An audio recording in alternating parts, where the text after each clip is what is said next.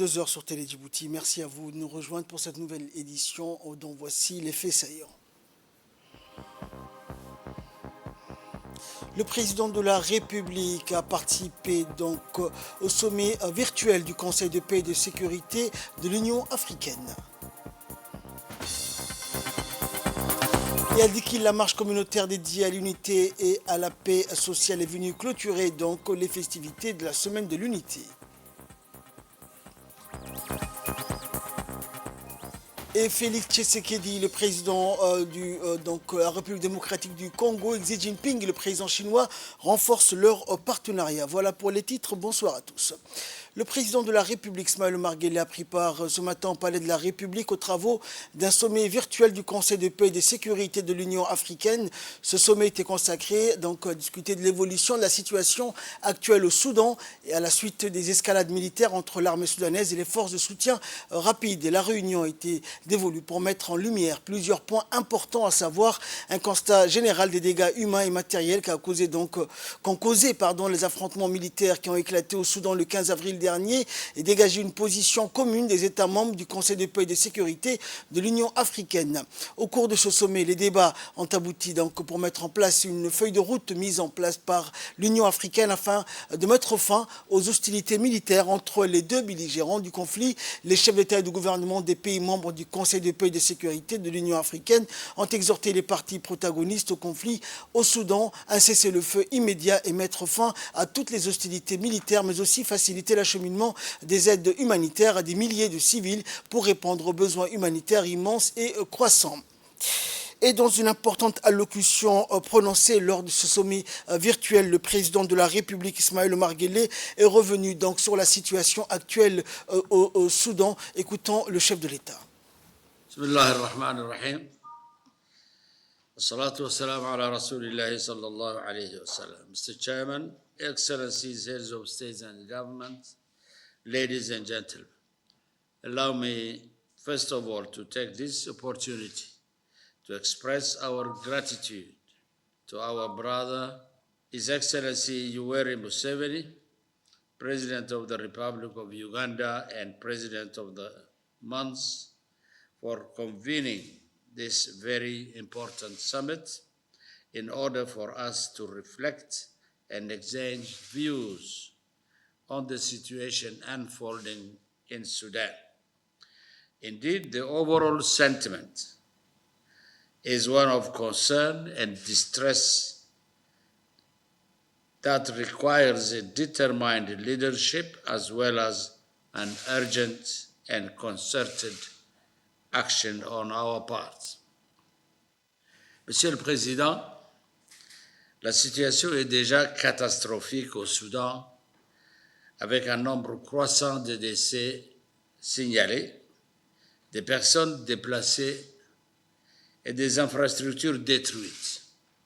Les civils, comme dans tout conflit armé, sont les premières victimes et le Soudan n'échappe pas à la règle.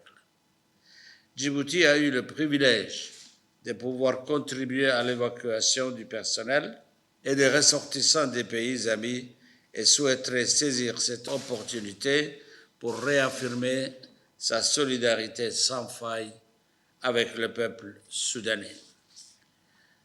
Pour rappel, à peine 2 jours après le début des affrontements, l'IGAD a, lors de son sommet du 17 avril, chargé une délégation conduite par Son Excellence Salva Kiir Mayardit, président de la République du Soudan du Sud, est composée de Son Excellence Dr William Ruto, président de la République du Kenya, et de moi-même, de se rendre à Khartoum afin d'éviter une détérioration du conflit. Il nous a malheureusement été impossible de nous y rendre à cause de la vitesse du développement de la situation et de l'ampleur des affrontements. Notre objectif premier était d'engager les discussions et d'arrêter les hostilités afin de mettre en place un cadre apaisé, propice au dialogue. Toutefois, devant l'impossibilité de nous rendre physiquement à Khartoum, la Troïka de l'IGAD menée par le président Salva Kiir a poursuivi sa médiation à travers une série de discussions avec les deux parties, dont les représentants se sont d'ailleurs rendus au Sud-Soudan. Depuis, comme vous le savez tous, les combats se sont intensifiés et ont engendré une crise humanitaire d'une ampleur sans précédent qui continue à s'aggraver dans tous les pays avec des millions de personnes sans nourriture, sans eau et sans électricité. Poursuivant son discours, le président Guelleh est revenu sur les différentes stratégies et solutions mises en place par l'IGAD pour un cessez-le-feu immédiat et durable au Soudan. En réécoutant le chef de l'État. Je profite de cette occasion pour remercier les Nations Unies, les partenaires bilatéraux, ainsi que les autres acteurs humanitaires pour leur assistance et prompte disponibilité à fournir l'aide humanitaire. À cette fin, l'instauration et surtout le respect d'un cessez-le-feu est essentiel. Il est non seulement essentiel pour les pourparlers, mais également vital pour faciliter l'acheminement de l'aide humanitaire, car nos frères et sœurs soudanais se sont, du jour au lendemain, retrouvés démunis de tout. Nous nous félicitons d'ailleurs de l'accord de cessez-le-feu signé le 20 mai dernier par les deux parties à Jeddah. Monsieur le Président, notre crainte majeure est que le Soudan plonge dans un conflit prolongé et dévastateur, que ce soit un autre pays frère qui sombre dans le chaos. C'est pourquoi nous exhortons les deux parties à prioriser et préserver les intérêts du Soudan et des Soudanais. Nous les exhortons à déposer les armes et à donner une chance à la paix. Nous les exhortons à choisir le dialogue plutôt que la guerre et la destruction. Monsieur le Président, notre continent a toujours plaidé pour un principe essentiel, celui des solutions africaines aux problèmes africains. Et c'est la raison de notre présence ici aujourd'hui, car l'Afrique refuse d'être le témoin impuissant devant ce conflit inutile qui laisse sur son sillage souffrance et tragédie. C'est pourquoi nous devons utiliser tous les détails, tous les outils à notre disposition afin d'obliger les deux parties à entendre raison et à respecter leurs engagements. Nous encourageons en outre nos partenaires à fournir un soutien adéquat, tout d'abord aux efforts régionaux et continentaux, car la prolifération d'initiatives et surtout d'initiatives non coordonnées ne sera que contre-productive à notre objectif. C'est dans cet esprit que nous appuyons la proposition de la Commission en vue de la mise en place d'un mécanisme pour assurer la coordination de tous les efforts des acteurs internationaux et régionaux. Enfin, la médiation de la Troïka de l'IGAD continue son travail de proximité et se rencontrera dans les prochains jours à Djouba pour discuter de voies et moyens en vue d'une désescalade effective. Nous ne manquerons pas de partager avec vous les conclusions de nos discussions. Thank you for your attention. Dans le reste de l'actualité, la République de Djibouti a été désignée par les Nations Unies comme point névralgique des opérations de transfert du pétrole du FSO Safer échoué au large des côtes yéménites vers un superpétrolier appartenant à l'Organisation mondiale. Et dans une course contre la montre, des actions internationales sont engagées pour éviter une catastrophe environnementale majeure. Plusieurs membres du gouvernement ainsi que les représentants du système des Nations Unies résidant à Djibouti ont visité le lieu où ce navire se trouve, le FSO Safer, un superpétrolier en état de décomposition rapide ancré au large de la côte de la mer Rouge au Yémen menace de se briser à tout moment, risquant ainsi de provoquer une marée noire dévastatrice ou une explosion catastrophique. catastrophique. Laissé à l'abandon depuis 2015 en raison de troubles régionaux, le FSO Safer contient actuellement entre 140 000 et 160 000 tonnes métriques de pétrole brut. Les problèmes de sécurité liés à ce navire représentent un risque imminent de désastre environnemental et humanitaire à grande échelle. L'opération consiste en l'arrivée d'un navire de soutien pour évaluer l'état global du Safer, suivi de l'arrivée d'un méga pétrolier transportant des barrières pétrolières. En cas de rupture actuelle du navire Safer, qui a déjà 40 ans, les conséquences pourraient engendrer une catastrophe environnementale d'une ampleur inégalée au sein de la mer Rouge.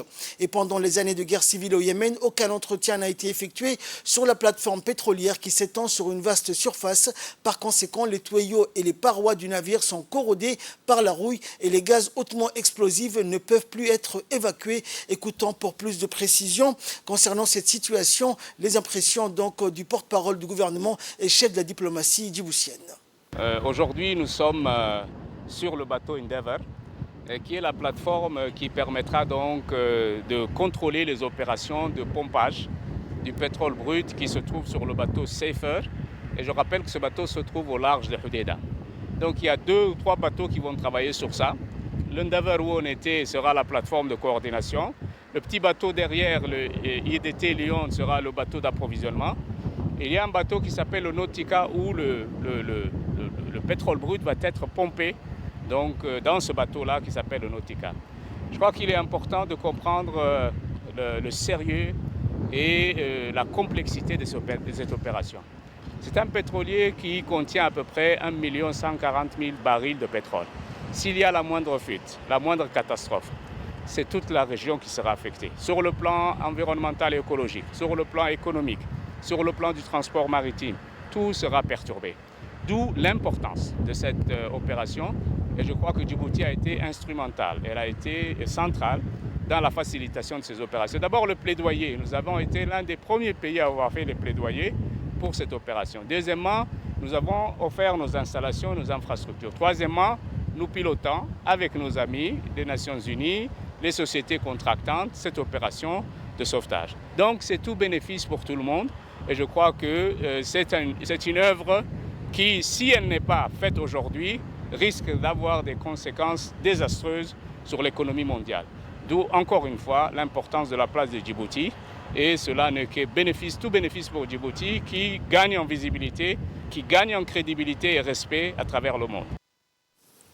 Le ministre du Travail chargé de la formalisation et de la protection sociale, Omar Abdi Saïd, accompagné d'une importante délégation, a pris part à la 49e session de la conférence de l'IOAT qui s'est déroulée du 22 au 29 mai au Caire en Égypte sous le thème « Le dialogue social comme moyen pour surmonter tous les défis du monde du travail ».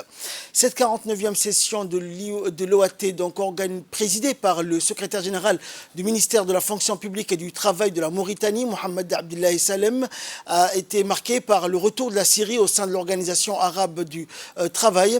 Durant les travaux de cette conférence, l'importance de la révolution de l'économie numérique et le travail des femmes a été donc évoqué au cours des échanges entre les délégués. Les pays membres de l'OAT doivent encourager et accompagner l'emploi des femmes. Ils doivent également s'atteler à lever tous les obstacles d'ordre culturel et social qui constituent un frein majeur à l'insertion des femmes dans le marché du travail. Lors de cette conférence, le ministre a prononcé un discours durant lequel il a énuméré les efforts déployés par Djibouti pour pérenniser le dialogue social. Il a également exprimé le soutien de Djibouti à la cause du peuple palestinien et a salué le retour de la Syrie parmi les pays membres de l'OAT.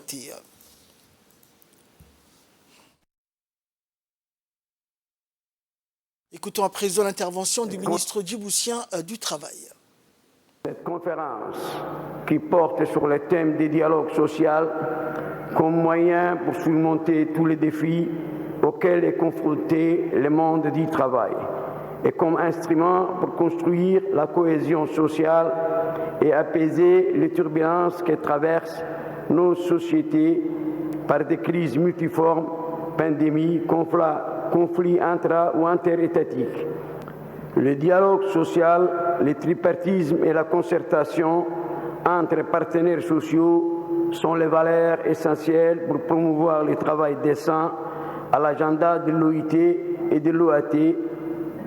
Ces valeurs constitue la base de tout développement économique et pour la réalisation des objectifs de développement durable auxquels la plupart des pays présents à cette conférence ont souscrit.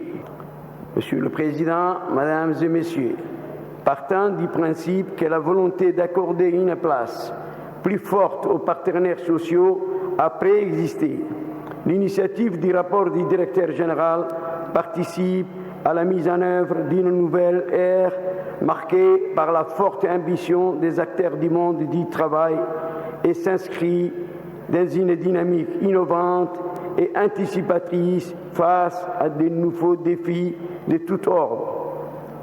Elle traduit aussi notre détermination d'aller de l'avant vers plus de justice sociale et assurer l'implémentation du travail décent et le renforcement du dialogue social tripartite. Pour ma part, je vous exhorte à la vertu du dialogue, à la tempérance dans les relations, à la concertation et à la compréhension mutuelle entre mandats. Ainsi, nous arriverons à des résultats significatifs et à chaque fois de nouveaux instruments dans le fonctionnement des relations professionnelles qui confirmeront la modernisation de la législation du travail par une amélioration globale des conditions des travailleurs. Après le Caire, direction Addis Abeba en Éthiopie, une délégation conduite par la ministre de la Jeunesse et de la Culture, Dr Hibo Moumin Assoé, s'est rendue donc à la capitale éthiopienne afin de prendre part à la 4e session du comité technique spécialisé sur la jeunesse, la culture et les sports. 60 ans d'existence de l'Union africaine a vu les débats et discussions menés autour du thème « L'Union africaine a 60 ans, débloquer et développer l'innovation pour la mise en œuvre de la zone de libre-échange continentale africaine, la ZLECAf, par le biais de la jeunesse, de la culture et des sports ». Et suite à la transmission des rapports des experts dont l'excellent travail a été félicité, ce sont une trentaine de recommandations qui sont discutées et validées en séance plénière avec les ministres dans les 3 domaines concernés, la jeunesse, la culture et le sport. Une mobilisation monstre a eu lieu ce matin dans la ville de Dikil pour la marche de l'unité organisée dans le cadre des activités de la semaine du festival de l'unité par le conseil régional en collaboration avec la préfecture de la ville de l'unité. La société civile dikiloise venue de toutes les localités qui composent cette région s'est mobilisée fortement pour cette marche dédiée à l'unité et une foule composée de hauts dignitaires, des plusieurs membres du gouvernement, des présidents des conseils régionaux des régions de l'Intérieur, du président de la commune de Boulaos, du chef du cabinet de la présidence, de l'ambassadrice de France à Djibouti, ainsi que de la société civile venue donc des 4 régions et de la capitale, s'est massée sur la route de la place du marché afin de commémorer la marche de l'unité.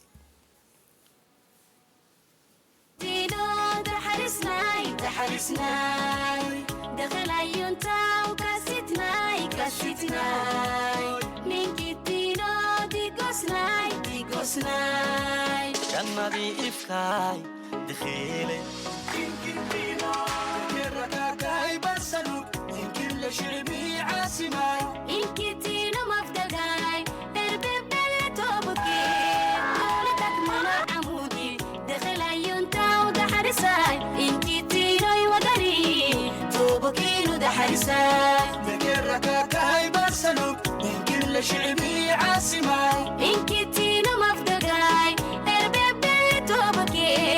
دولتك منع عمودي دخل عيونتا ودحرساي إنكي تينو يودري توبكي ودحرساي نانوكي نانوكي نانوكي إنكي تينو حرمتي جعيلكاي نمعتي نباتاي شبكي مدني مضاي إنكي تينو جنبي إفكاي دخيلي جوي معاني دخيلي anagu jufo manihin uma la kala jaro xuma loo jeediyo intiya gacal baynu nahay walaalan kala jarmay jihaadi midnimaanu nahay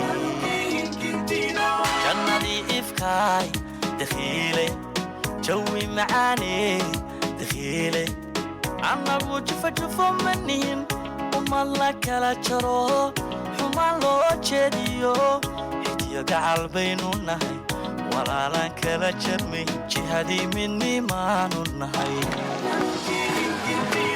jannadii ifkaay dakhiilay jawi macaaney dakhiilay jaajuus namiimiyo cadow jaarku dhuntiyo colaadkii inala jecel iska jaha wareere nabadeena noo jira iska jaha wareere midnimada inoo jira jannadii ifkaay dakhiilay jawi macaaney dakhiilay jaajuus namiimiyo cadow jaarku dhuntiyo colaadkii inala jecel iska jaha wareere. Dans l'actualité également, dans le cadre de la mise en place du processus de l'économie bleue dans la région de l'IGAD, le ministère de l'Environnement et du Développement durable, en collaboration avec l'autorité intergouvernementale pour le développement, a clôturé ce matin au Sheraton Hotel un atelier de validation et d'adoption de la stratégie nationale de l'économie bleue qui a débuté le 23 mai dernier à Arta. L'ensemble des acteurs djiboutiens de plusieurs secteurs ont participé à cette réunion afin de promouvoir un équilibre entre le développement économique, la préservation d'un cadre de vie de qualité pour les populations et la biodiversité, donc, qui sont la vision principale de l'économie liée aux ressources océaniques, communément appelée économie bleue. Pour le département du développement durable et la direction de l'agriculture et de l'environnement de l'IGAD, organisateur de cet événement d'importance capitale pour la nation djiboutienne, en effet donc doté d'un littoral long de quelques 372 km, la République de Djibouti qui possède de nombreuses installations et d'infrastructures portuaires et pas moins de 9 câbles sous-marins à d'énormes potentialités en économie bleue, et la mise en place de ce processus sous nos cieux permettrait d'améliorer non seulement les conditions de vie de notre population, mais préserverait également la biodiversité des écosystèmes de nos côtes.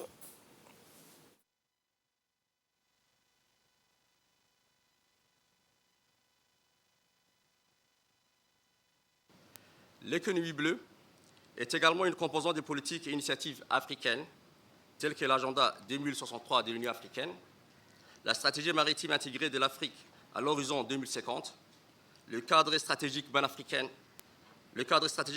pour la pêche et l'aquaculture et la stratégie de réforme de 2014, ainsi que la stratégie africaine de l'économie bleue et la charte africaine de 2016 sur la sécurité, la sûreté et le développement maritime en Afrique, la charte de Lomé. L'économie bleue de l'Afrique doit devenir un moteur majeur de la transformation continentale, du progrès économique durable et du développement social. Les États membres de l'IGAD disposent d'un immense potentiel en matière d'économie bleue qui reste en grande partie inexploité. Les secteurs traditionnels tels que la pêche, le tourisme, l'extraction minière et le transport maritime et fluvial démontrent des capacités de développement significatives. Et écoutons à présent l'intervention du secrétaire général du ministère de l'Environnement et du Développement durable, Dina Abdel Omar. Je voudrais très sincèrement vous remercier et saluer l'ardeur et l'abnégation dont vous avez tous fait preuve durant ces 2 jours de travaux pour passer au PNF1 le document de la stratégie nationale de l'économie bleue afin de combler ces lacunes et réajuster les imperfections. Votre participation active, la pertinence de vos analyses et toutes vos suggestions ont permis d'aboutir à un document stratégique consolidé et cohérent dans son ensemble. Je peux vous assurer que j'ai suivi les débats avec beaucoup d'intérêt et je ne suis pas surpris de la pertinence et de la qualité des recommandations qui viennent d'être présentées et amendées par l'ensemble des participants. Mesdames et messieurs, je terminerai mon allocution en réitérant à vous tous mes sincères remerciements pour votre participation active à cet atelier. En ayant vous tous à nos côtés, nous avons toutes les raisons de croire en l'aboutissement de notre lutte pour un développement durable. Sur ce, je déclare clos l'atelier de validation de la stratégie nationale de l'économie bleue. En Nouvelle Nationale, toujours, un atelier national sur la mise en œuvre de l'accord sur la facilitation des échanges de l'Organisation mondiale du commerce, suivi d'un lancement du comité national sur la facilitation des échanges. C'est tenu donc durant 3 jours à Tadjoura, notamment à l'hôtel Gadili Resort.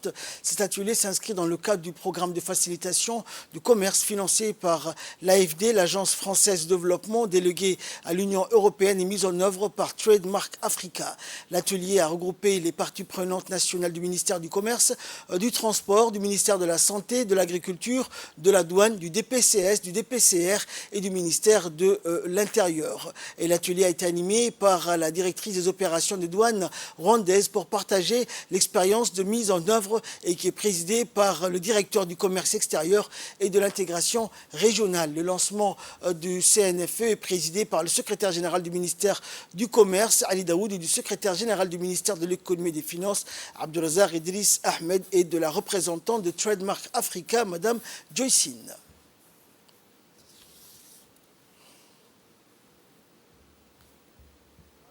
Qu'on a pris vraiment une vitesse ascendante pour implémenter toutes les activités de ces projets-là. Je suis content de voir que tous les membres des institutions sont là. Maintenant, c'est un projet bilatéral. Il faut faire la même chose avec l'Éthiopie. Et c'est vraiment le bon moment pour pouvoir s'armer sur quels sont ses objectifs, sur qu'est-ce que nous attendons de ces projets-là, qu'est-ce que nous attendons de la relation que nous avons avec l'Éthiopie. Djibouti a toujours ambitionné d'être un centre de logistique et du transport. Et ça va nous permettre de pouvoir travailler sur cet aspect-là. Et de son côté, le secrétaire général du ministère du Commerce et du Tourisme a rappelé l'importance de cet atelier. On l'écoute. Ensemble, nous devons travailler main dans la main pour promouvoir un environnement commercial favorable qui encourage l'investissement, la croissance économique et la création d'emplois. Mesdames et messieurs, vous l'aurez compris, la facilitation des échanges est un élément clé pour l'atteinte des objectifs stratégiques de notre pays, comme l'a souligné mon collègue le secrétaire général, car elle réduit les obstacles administratifs et améliore l'efficacité et la performance de nos corridors. Car, comme vous l'avez compris, il s'agit aujourd'hui de travailler dans une dynamique de corridor. Un pays donné ne peut pas à lui seul travailler sur des mécanismes propres à lui sans prendre en considération toute la dynamique qui s'enclenche à partir de notions de corridor. Ce programme aujourd'hui qui nous a permis de réaliser cette première activité découle du programme de corridor appelé Corridor Djibouti-Éthiopie. La prochaine étape nous permettre de travailler ou de créer cette dynamique de travail avec nos partenaires éthiopiens, qui est le principal acteur ou partenaire économique dans la région pour la République de Djibouti.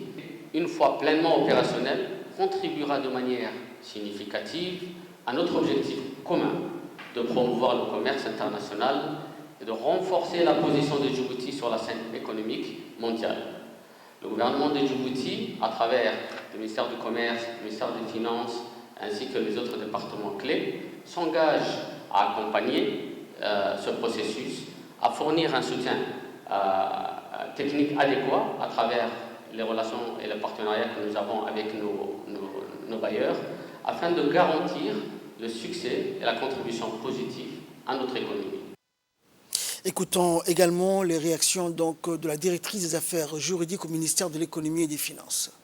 Aujourd'hui réunis pour la relance du Comité national de facilitation des échanges et aussi pour former les membres de ces mêmes comités. Nous avons appris tout au long de ces semaines sur l'accord de facilitation des échanges. L'accord de facilitation des échanges qui est le premier accord commercial multilatéral qui est entré en vigueur depuis l'établissement de l'OMC, c'est-à-dire en février 2017. Cet accord comporte trois grandes sections. Et il porte essentiellement sur la facilitation du commerce au niveau des frontières et sur la circulation rapide des marchandises. C'est-à-dire que la première section de cet accord porte sur la facilitation des marchandises, c'est-à-dire le dédouanement, le mal-levé, les marchandises en transit. La deuxième section de cet accord porte sur les traitements spéciaux et différenciés que peuvent bénéficier les pays membres de les pays PMA, ce qu'on appelle, c'est les pays les moins avancés, et les pays en voie de développement. Et la dernière partie de cet accord, c'est-à-dire la troisième section, porte sur l'établissement d'un membre d'un comité national de facilitation des échanges qui sera là pour coordonner et suivre les activités de mise en œuvre de ces mêmes accords. La direction de l'enseignement privé et associatif du ministère de l'Éducation nationale a organisé la 7e session du concours international 2023 défi de la lecture arabe qui se déroulera dans l'émirat de Dubaï, aux Émirats arabes unis, sous le patronage de l'émir de Dubaï, Mohamed Ben Rachid Al Maktoum, et de l'ambassadeur de Djibouti à Dubaï. Le but de ce concours est de faire prendre conscience de l'importance de la lecture et de rehausser le niveau de culture générale des jeunes. Les participants à ce concours ont été au nombre de 450 issus des écoles privés arabisants. 70 élèves ont été retenus dans la première phase de ce concours et dans la seconde phase, les 20 meilleurs candidats ont été sélectionnés et les 10 premiers lauréats de ce concours représenteront la République de Djibouti à Dubaï et participeront aux phases finales au mois d'octobre prochain. Le déroulement de ce concours s'est fait en collaboration avec le ministère de l'Éducation nationale représenté par le chef de service de l'enseignement privé, superviseur du concours d'une part, et la direction de l'école saoudienne représentée par Salah Ben Abdallah, coordinateur du concours d'autre part.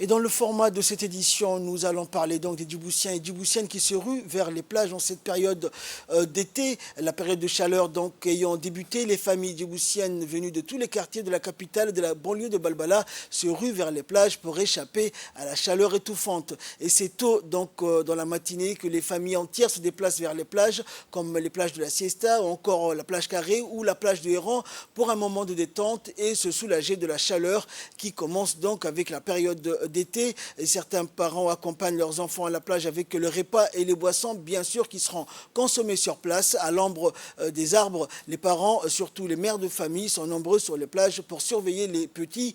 Une surveillance qui est assurée également par les gardes-côtes avec une barque au large pour contrôler les baignades et empêcher certaines personnes de s'éloigner du rivage. Les éléments de la protection civile sont aussi mobilisés pour assurer la surveillance et intervenir en cas d'urgence. Ainsi, les jeunes plagistes sont dans la mer pour se soulager donc le temps de la chaleur étouffante et par moments profitent de détente pour prendre des repas en famille ou entre amis ou d'une partie de football au bord de la mer.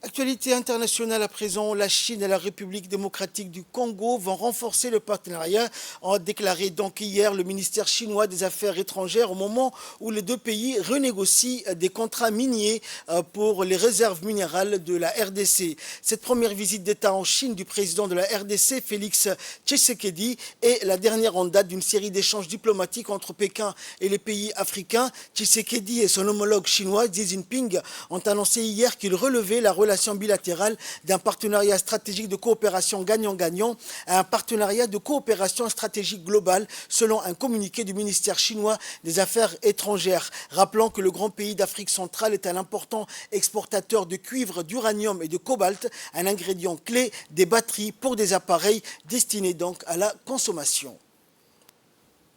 Fin de cette édition, merci pour votre très aimable attention. Excellente suite de programme sur Télé Djibouti.